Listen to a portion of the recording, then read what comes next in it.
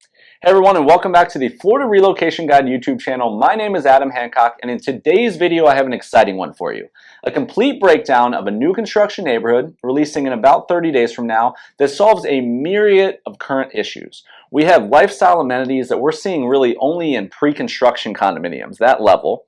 The home variety and the level of home construction that this area does not contain currently. The area itself on top of all of that, much more. I really hope you enjoy my take on this particular community, and let's hop right in. First up, right off the bat, what is this place? So Wild Blue is basically a brand new construction neighborhood within lower Lakewood Ranch, Florida. What makes it so interesting, there's these unique layers. So context around price point and what this is to the state, you need to talk macro and then micro, in my personal opinion, to get the full gravity of what I'm going to explain next. And the macro end of it is what Lakewood Ranch is to the area. It's about 12 to 14 miles northeast of downtown Sarasota, which that's going to realistically put you about 35 to 40 minute easy drive, but 35 to 40 minutes of a drive trek down to downtown. That's interesting because the beaches are just beyond downtown. So if you're in downtown at 35 minutes, 6 miles below that, Siesta Key, Florida, and 2.5 to 3 miles above that, you have Lido, Key, you have St. Armand Circle, Longboat Key, and then Anna Maria Island, etc. So everything really sits in this one area. And then Southwest Florida as a whole, Sarasota is about mid.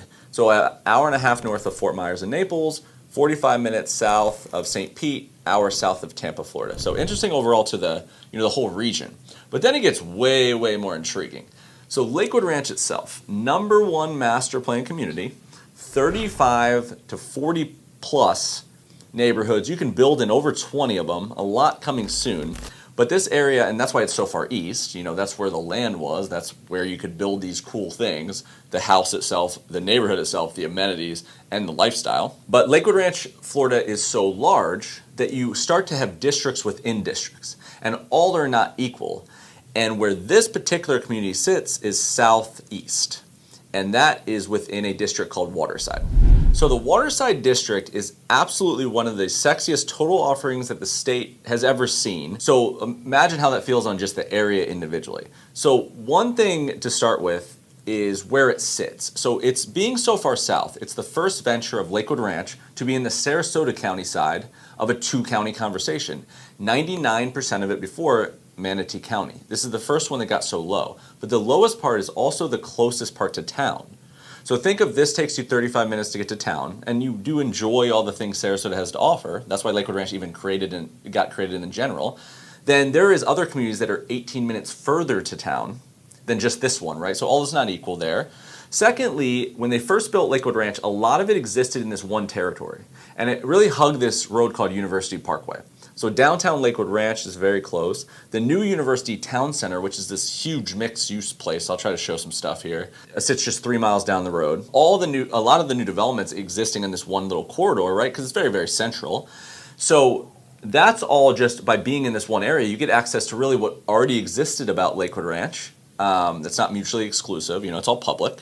And then Waterside itself just took all of that on steroids and blew it out. So it gave you even more reason to not go to town except for the beach, because they built a brand new downtown called Waterside Place, which is, borderline close to an actual city's downtown. It's huge. It's 25-foot sidewalks. You have several places like O&A Coffee and these different places that their second location is there, where the first location was in the city. But you really have everything. You have Mexican place. You have a steakhouse. You have a brewery that's affiliated with another popular restaurant chain. You have dessert. You have mixed-use commercial space and offices, and it's all surrounding on a lake with a water taxi, and just very pleasant overall. And then they're combining this with all these neighborhoods with a coastal aesthetic. So Wild Blue is one of the newest and definitely one of the most unique to come to the area. But what it is going to be about summer 2023. You're probably going to go from about 2 total neighborhoods that exist now to probably 6 to 7 to 8 that will all kind of commune in a way that looks cohesive. And it's just very interesting overall. So if you're already going to get your head around, I'm going to Sarasota, I'm in the suburbs, Lakewood Ranch is for me, I'm not a Venice person or whatever it may be, and then you add Waterside on top of it, I don't know if you can replicate that in the state. So interesting overall. Okay, now that we have more context, I think what I'm about to say will add you a ton more value. So sorry for that. I just wanted to lay a foundation, and don't feel like you need to, remember all of this. This is really our wheelhouse. I want to get through the information where it's consumable quick as I can, but this is all we're doing. So my team can get you all of this in a way more applicable format based on a conversation with you, so it's unique to you. So keep that in mind. But what beyond location, I think what Wild Blue really does is it solves a custom home price point issue that we've had. Now it feels like there is a trillion neighborhoods. There's 1,200 plus new home construction communities in Florida. Most exist on this coast.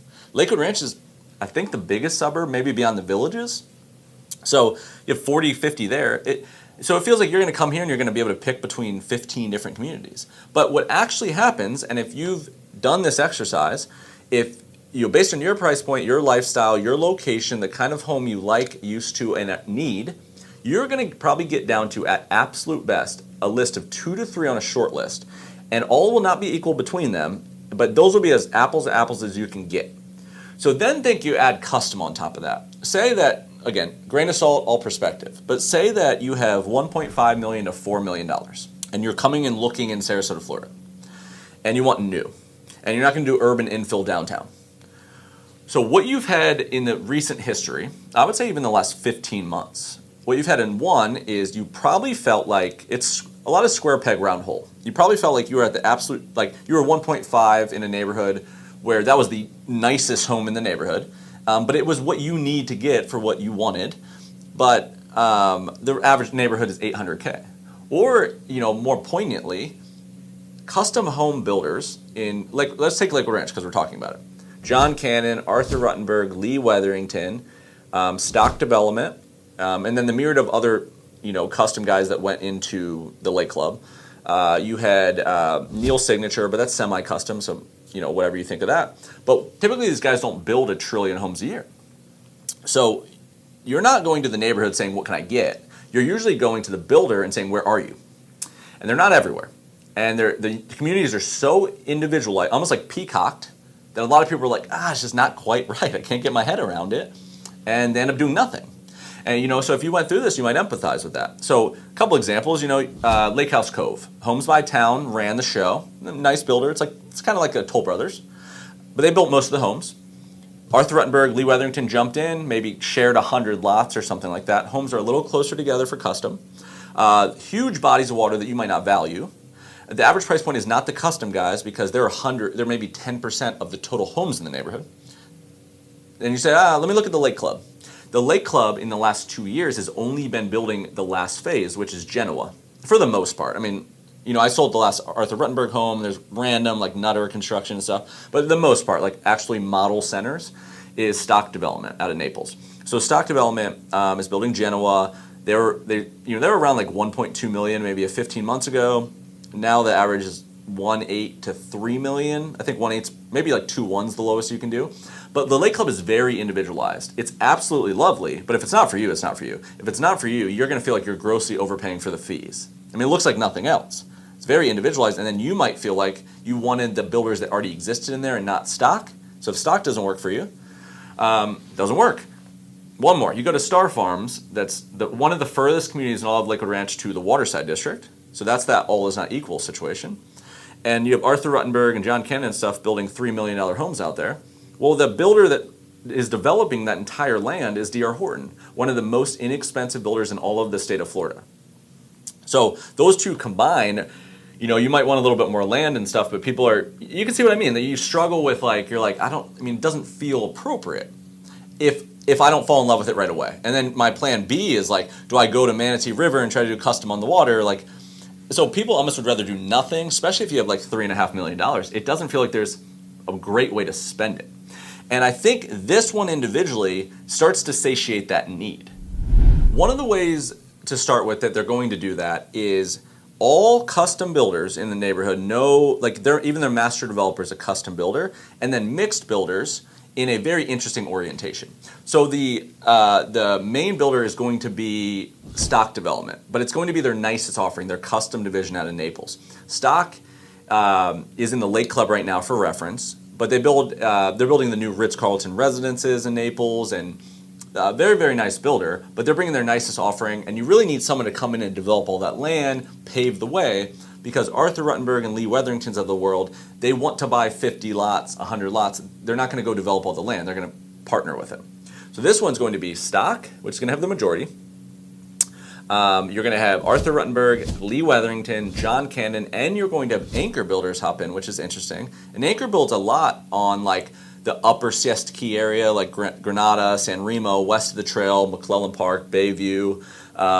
They're like an urban infill builder, but it really does add a quality piece to the neighborhood that I think would let you feel good about spending the money in here, because the low end of this neighborhood is going to be a good thing, not a bad thing.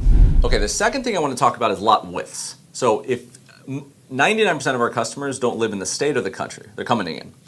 And you know what I've really learned, because I'm from here, I'm from Sarasota, what I really learned is almost everybody that comes in, they're not ready for the width of the lots. You know, you go to Dallas, Texas, and you spend $3 million, you have a manor, you know? That's not the way it exists here, right? So a very wide lot in the front is like 70 feet wide, you know? And the lot widths are important because, you know, they can only build the pool and the back to the planes of a house.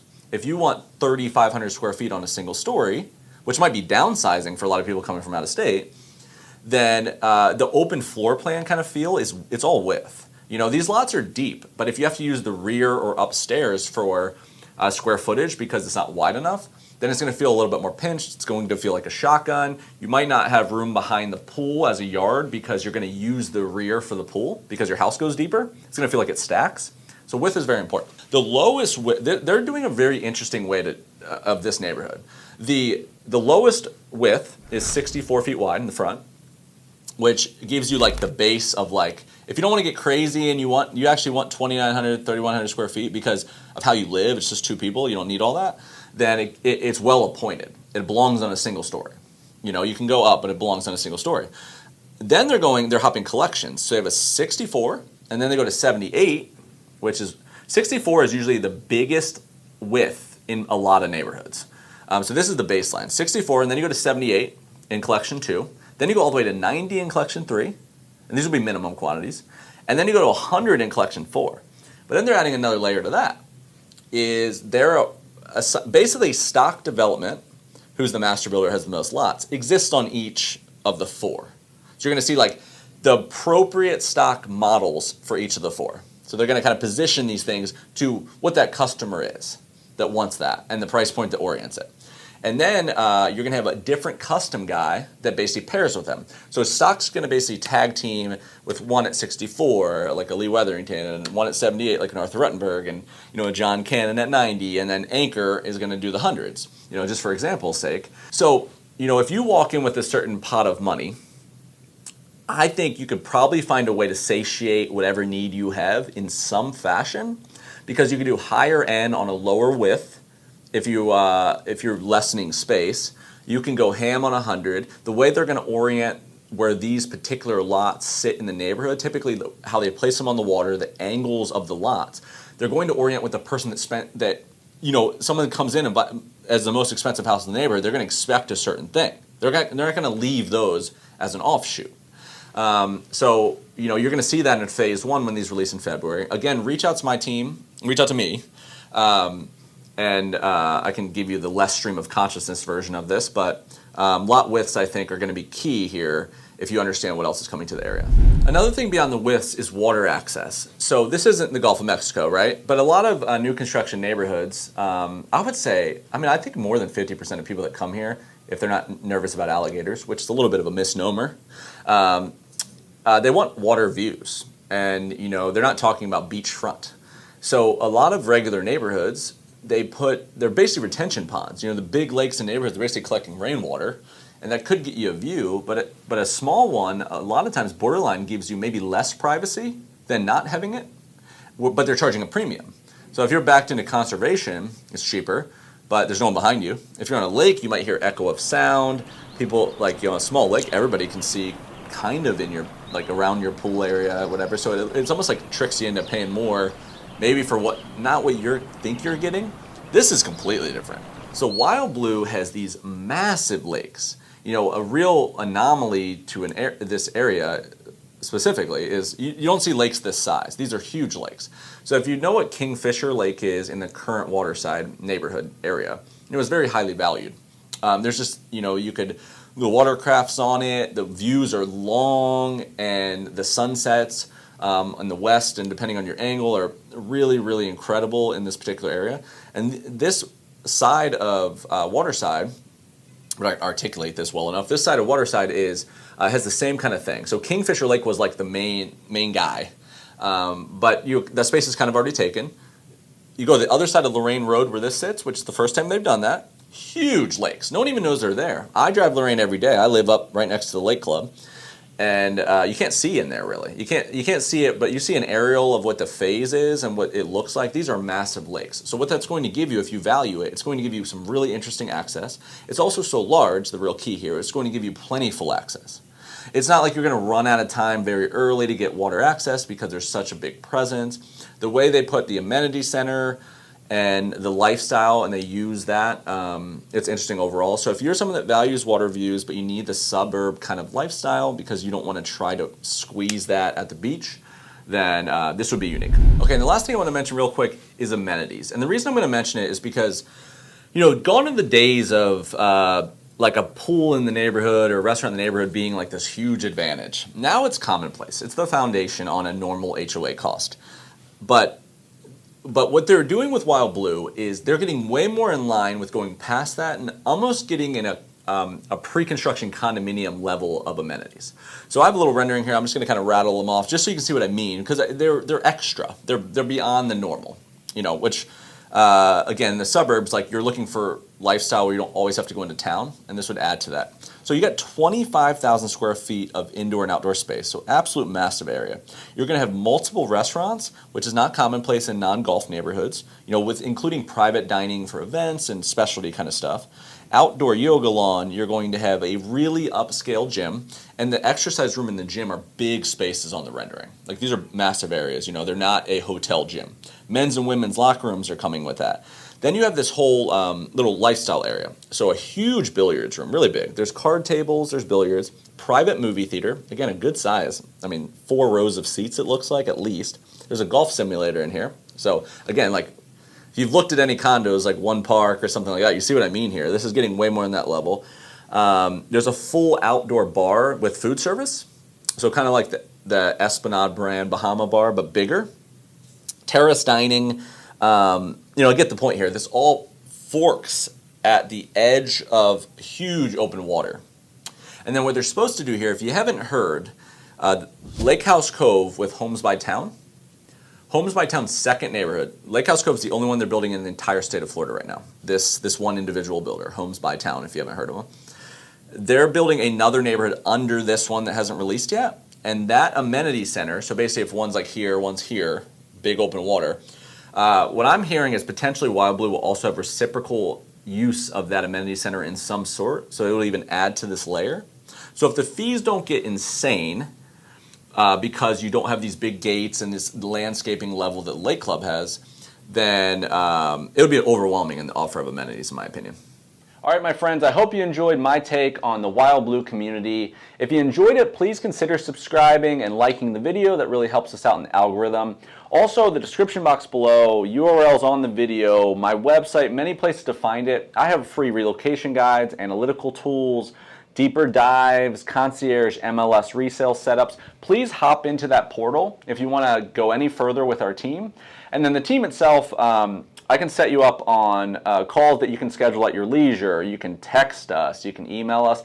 Any real estate assistance in the whole state of Florida, investment, purchasing new construction, purchasing resales, selling your property, condominiums, anything in between, please reach out. Again, my name is Adam Hancock, and this is the Florida Relocation Guide YouTube channel. We'll see you on the next one.